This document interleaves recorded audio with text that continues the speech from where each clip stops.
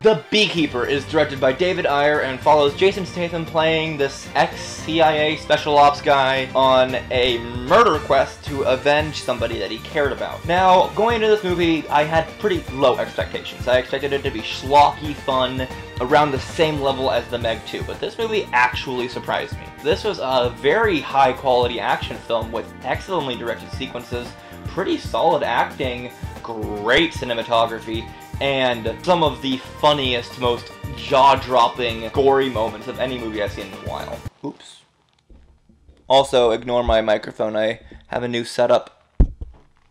I haven't had this much over-the-top stupid action fun in a movie theater since I saw The Meg 2. But what really separates this from The Meg 2 and why that movie was terrible but enjoyable and why this movie was actually really good is the fact that this movie's actually well directed. David Ayer does a great job with action sequences and delivers some of his best work since Fury. There are several action scenes that just had my jaw drop in the amount of ridiculous action that was happening on screen. The stunts in this movie are insane.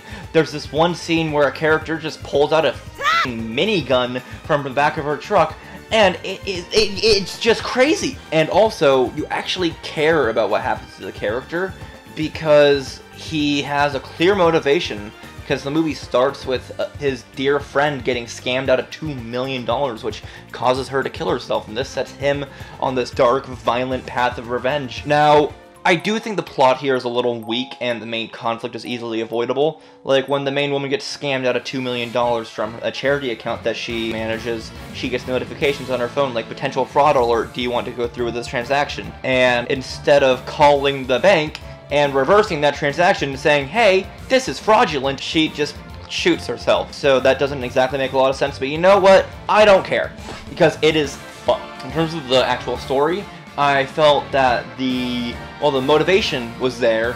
The actual elements to keep the story going in a compelling direction were kind of weak, because I was always enjoying what I was watching, but sometimes I just felt like, you know what? Why is he detonating that elevator wire and chopping somebody in half? Why is he cutting off two different people's fingers in two different scenes? There's also, the writing in the movie is fine. There's a lot of really funny one-liners.